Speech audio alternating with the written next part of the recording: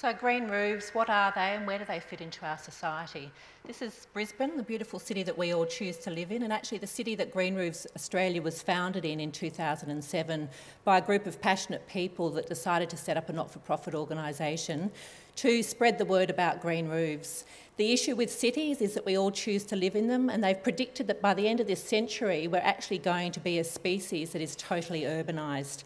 We all choose to have our little quarter acre block with the house on it. With this comes a range of environmental problems, most of them directly as a result of the removal of vegetation from our urban areas. And this thing called the urban heat island effect, which increases the temperature through our city areas compared to what our vegetated rural areas are. So where do green roofs fit into all of this and the issues that we're all dealing with in regards to the pressure on our cities?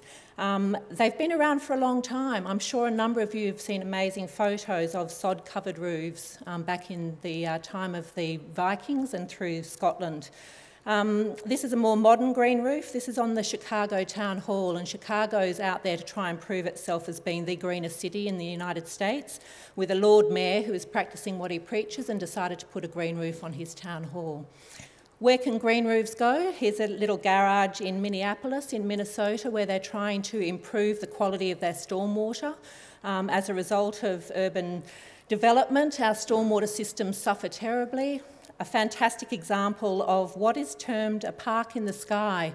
This is the Acros building in Fukuoka in Japan, and quite a beautiful piece of architecture that incorporates greenery on every single level. Germany has been leading the green roof industry since the 1960s, and they've mandated the inclusion of green roofs in a number of the municipalities through Germany. Stuttgart and Berlin both have it integrated in their urban design policy, and up to 18% of their CBD buildings have green roofs on them. This is an industrial example. This is a Ford motor plant in Michigan.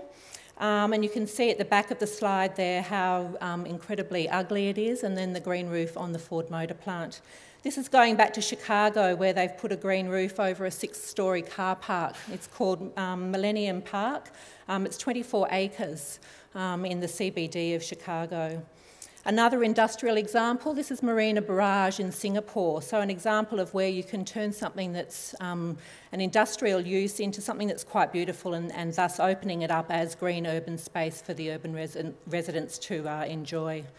One of the great things about green roofs is that not only just in terms of the aesthetics, but they also offer a huge amount back to the way we live and use buildings. Photovoltaic cells, for example, can increase in efficiency by up to 25% by being installed over a green roof. A little bit closer to home, this is a retrofit of an old warehouse in Sydney called M Central. There was a decision to be made to put a swimming pool or a green roof on the building. They chose to put a green roof up there, and it's had amazing results and a huge amount of publicity. A 5-star green-rated building in Singapore. This is the Centre of Art and Design at the University in Singapore, where they've just used a turf-covered roof to help them manage and maintain stormwater runoff. Even the dogs in Norway get a little green roof, and this is because of the thermal benefits in terms of keeping their kennels a little bit warmer in the winter time. So the environmental benefits are endless, from stormwater to thermal mass to increasing your photovoltaic cells.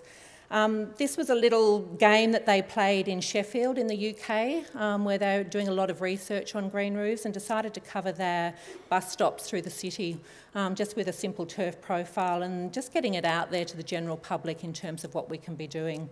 This is also closer to home. This is the DPI building down in Queenscliff in Victoria, a building that was totally integrated to lock back into the landscape and to tread lightly, I suppose, on the space that it is. And last but not least, our own Parliament House, a 20-year-old green roof that, yes, was designed aesthetically to give every person the opportunity to stand on the heads of their politicians, but they're now seeing that the benefits of this green roof are twofold.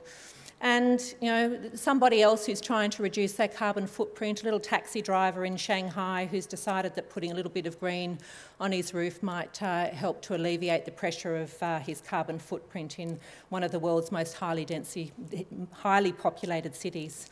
Green Roofs Australia, not-for-profit organisation that was established in Brisbane in 2007. We've got our 4th conference coming up in Adelaide in October.